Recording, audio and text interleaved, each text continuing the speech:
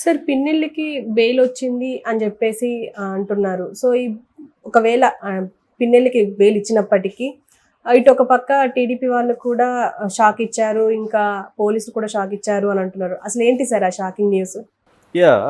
పిన్నెల్లి రామకృష్ణారెడ్డి ఆయనకి ఒక ఒక ఆనందం, ఒక బాధ అని చెప్పుకోవచ్చు. అంటే నిజానికి 2 బాధలు. ఒకటేమో ఆనందం వచ్చేమో నెల్లూరు జైల్లో ఉన్నాడు మొన్నటి వరకు. సో అనేక బెయిల్ పిటిషన్లు రిజెక్ట్ అయినాయి. ఫైనల్గా ఆయనకి నిన్న హైకోర్టు బెయిల్ ఇచ్చింది. ఆ బెయిల్ కూడా కండిషనల్ బెయిల్. కండిషనల్ బెయిల్ అంటే 50,000 పూచీకత్తుతో ఇద్దరు ఉండాలి. తర్వాత ఎవ్రీ వీక్ ఆయన పోలీస్ స్టేషన్లో, మాచర్ల పోలీస్ స్టేషన్లో సంతకం చేయాలి.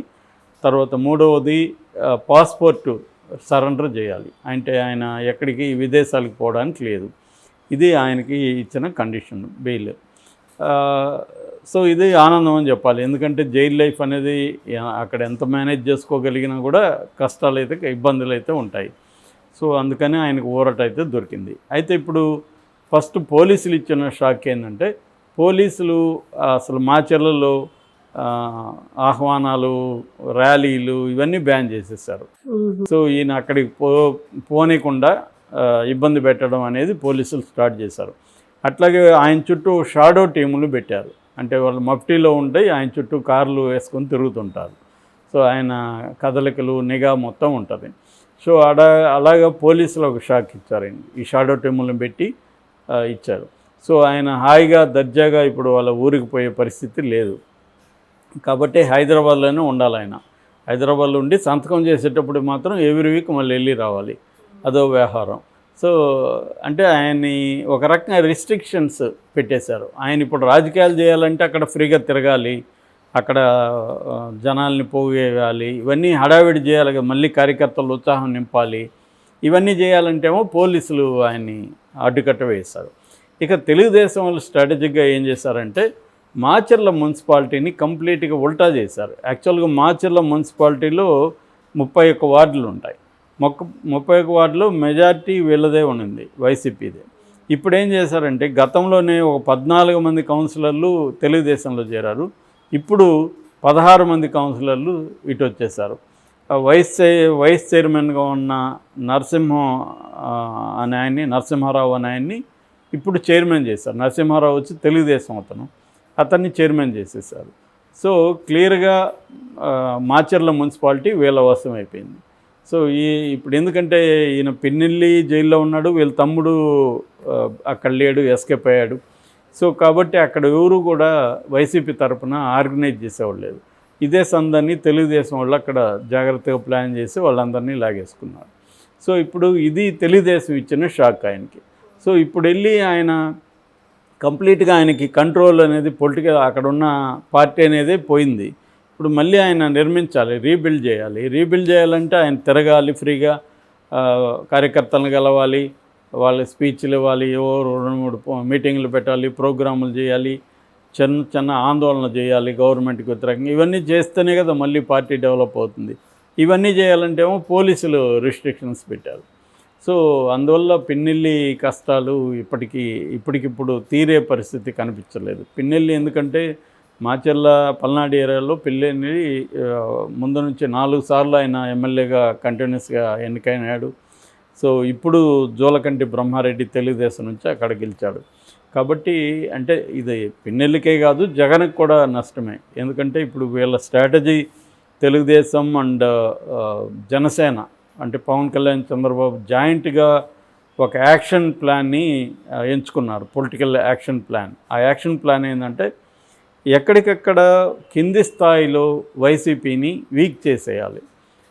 అంటే మున్సిపల్ పరిధిలో కార్పొరేటర్స్ని లాగేసుకొని ఆ మున్సిపాలిటీని వీళ్ళు కైవసం చేసుకోవడం, జడ్పీటీసీలని తమ వైపు తిప్పుకోవడం, ఇంకెవరైనా సర్పంచ్ లాంటి వాళ్ళని చేర్చుకోవడం. ఎందుకంటే కింది స్థాయిలో వాళ్ళు గట్టిగా కూడా వైసీపీ తరఫున ఉండలేరు. ఏ పార్టీ అధికారంలో ఉంటే ఆ పార్టీకి జంప్ అయిపోతుంటారు జనరల్గానే. ఎందుకు అంటే వాళ్ళకి ఫండ్స్ ఇవ్వరు, వీళ్ళు వాళ్ళ మీద కేసులు పెట్టి వేధిస్తారు. వాళ్ళు కూడా బలమైన ఆర్థిక అంగబలం ఇవి ఉన్న వ్యక్తులుగా ఉండరు. కింది స్థాయిలో జడ్పీటీసీ ఉంటారు, వాళ్ళ బలం ఎంత ఉంటుంది. సో వాళ్ళు గవర్నమెంట్తో ఫైట్ చేయలేరు. కాబట్టి వాళ్ళని కానీ కొంత ప్రలోభాలు పెట్టడం, కొంత ఫోర్స్ చేయడం. మామూలుగా ఇది చరిత్రలో క్యారెట్ అండ్ స్టిక్ పాలసీ అంటారు. అంటే క్యారెట్ గుర్రం మీద పోయేవాడు క్యారెట్ పెట్టుకొని ఒక కట్ట పెట్టుకొని దాన్ని ముందు పెట్టుకుంటాడు. అది క్యారెట్ కావచ్చు, ఇంకో తిండి పదార్థం కావచ్చు. ఇది పెడతారేమో అని కొని వెళ్ళడం, అది దానికి పెట్టినప్పుడు ఇది మొరాయిస్తే కర్రతో కొట్టడం. సో ఈ రెండు మెథడ్స్ ప్రతి పొలిటికల్ పార్టీ చేస్తుంది తమ ప్రత్యర్థుల్ని లొంగదీసుకోవడానికి.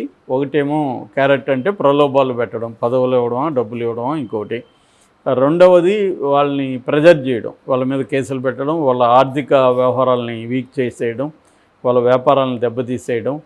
ఇవన్నీ చేయడం వల్ల ప్రెజర్తో వాళ్ళు ఇటు వచ్చేస్తారు. ఎవరికి కూడా ఇప్పుడు వైసీపీలో ఉండేవాడికి వైసీపీ లాయల్టీ ఎందుకు ఉంటుంది? వైసీపీలో ఉపయోగం ఉంది కాబట్టి ఉంటారు, కానీ ఇవాళ ఎవరికి కూడా పార్టీ లాయల్టీ లేవు. అందుకని మనం పెద్ద ఎత్తున పార్టీలు, ఒక పార్టీలో గెలిచి ఇంకో పార్టీలని జంపింగ్ బ్యాచ్ని మనం చూస్తున్నాం. ఎందుకంటే గతంలో పార్టీ లాయల్టీ ఉండేది. కాంగ్రెస్ వాది అంటే ఒక ఇది ఉండేది.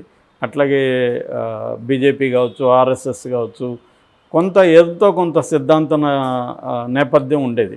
ఇవాళ ఎవరికి అవి లేవు. కమ్యూనిస్టులతో సహా ఎవరికి సిద్ధాంత నేపథ్యం అనేది లేదు. తమకి ఏది ఉపయోగపడుతుందో అది చూసుకోవాలి అనేదే ఉంది. సో ఈ యాంగిల్లో ఇప్పుడు ఆంధ్రప్రదేశ్ మొత్తంగా చాలా చోట్ల ఇప్పటికీ వీళ్ళు ఒక్కొక్కటిగా వీక్ చేసుకుంటూ వస్తున్నారు. ఇప్పుడు వైజాగ్లో మాత్రం జగన్ ముందు చూపుతో దాన్ని బ్రేక్ చేయగలిగాడు. స్థానిక సంస్థల ఎమ్మెల్సీ బొత్సను గెలిపించుకోగలిగాడు. అట్లాగే ఇప్పుడు కడపలో జడ్పీటీసీ జరగబోతుంది. అక్కడ కూడా జగన్ ముందస్తుగా అక్కడ 40 మంది ఎంతో ఉంటే వాళ్ళని తన కంట్రోల్లో పెట్టుకోవడానికి ట్రై చేస్తున్నాడు. కానీ ఇది ప్రతి చోట కష్టం. ఎందుకంటే అదేదో అంటారు కదా, గద్ద చెత్తుకుపోతే కోడి తన పిల్లల్ని ఎలా కాపాడుకుంటుంది. అది ప్రతిసారి కష్టం. కొన్నిసార్లు కాపాడుకోవచ్చు కానీ ప్రతిసారి సాధ్యం కాదు. ఇప్పుడు మాచర్లలో అదే జరిగింది. మాచర్లలో జగన్ కూడా ఈ పరిస్థితి ఉన్నా కూడా ఏం చేయలేకపోయాడు. అక్కడ మున్సిపాలిటీ అనేది ఇప్పుడు వైసీపీ నుంచి వెళ్ళిపోయింది. ఇలాగా వీళ్ళిద్దరూ ప్లాన్ ఏంటంటే మరీ కింది స్థాయి నాయకులను అయితే జనసేనలో చేర్చుకోవడం, కొద్దిగా పై స్థాయి నాయకుల్ని తెలుగుదేశంలో చేర్చుకోవడం, అలాగే రెండు పార్టీలని స్ట్రెంగ్తన్ చేసుకోవడం. 2029కి వచ్చేసరికి ఈ రెండు పార్టీలు గ్రౌండ్ లెవెల్ నుంచి స్ట్రెంగ్తన్ అయితే ఆర్గనైజేషన్ పరంగా రేపొద్దున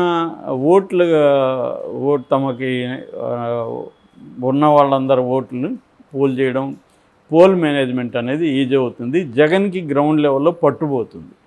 సో ఇది ఇప్పుడు వీళ్ళ ప్లాన్. మరి దీన్ని జగన్ ఎలా ఎదుర్కొంటాడనేది మనం చూడాలి. ఎందుకంటే జగన్కి కూడా ఈ గేమ్ అంతా తెలుసు. తను కూడా చేసిన వ్యక్తే కాబట్టి, తను అధికారంలో ఉన్నప్పుడు కూడా ఇదే గేమ్ చేశాడు. మనం చూసాం స్థానిక ఎన్నికల్లో 90% జగనే గెలిచాడు. చాలా చోట్ల ఏకగ్రీవాలని చేశారు, ఫోర్స్ చేసి ఏకగ్రీవం అనౌన్స్ చేయించాడు జగన్. ఆ మెథడ్ జగన్ కూడా ఫాలో అయ్యాడు. సో ఇప్పుడు జగన్ వంతు వచ్చింది. ఇదేంటంటే ఒక్కోసారి సర్కిల్ లాగా, ఒకసారి నువ్వు పైన ఉంటావు వాడి కింద ఉంటాడు, ఇంకోసారి నువ్వు పైన ఉంటే నువ్వు కింద ఉంటావు వాడి పైన ఉంటాడు. సో ఈ సర్కిల్లో పైన ఉన్నప్పుడు అగ్రెసివ్గా చేయడం ఈజీ, కింద ఉన్నప్పుడు డిఫెన్స్ చేసుకుంటూ అఫెన్స్లో ఉండాలి. ఒట్టి డిఫెన్స్లో ఉన్నా తొక్కేస్తారు. అట్లని అఫెన్స్లోకి వెళ్తే జైళ్ళలో కేసులు పెట్టి జైళ్ళలో పెడతారు. సో డిఫెండ్ చేసుకోవాలి, అఫెన్సివ్గా కూడా ఉండాలి. ఈ రెండు జగన్ ఇప్పుడు చేస్తేనే వైసీపీ 2029కి స్ట్రాంగ్గా ఉంటుంది. ఓటర్లు తనకు 40% ఓట్ బ్యాంక్ అయితే ఉంది, కానీ ఆ ఓట్ బ్యాంక్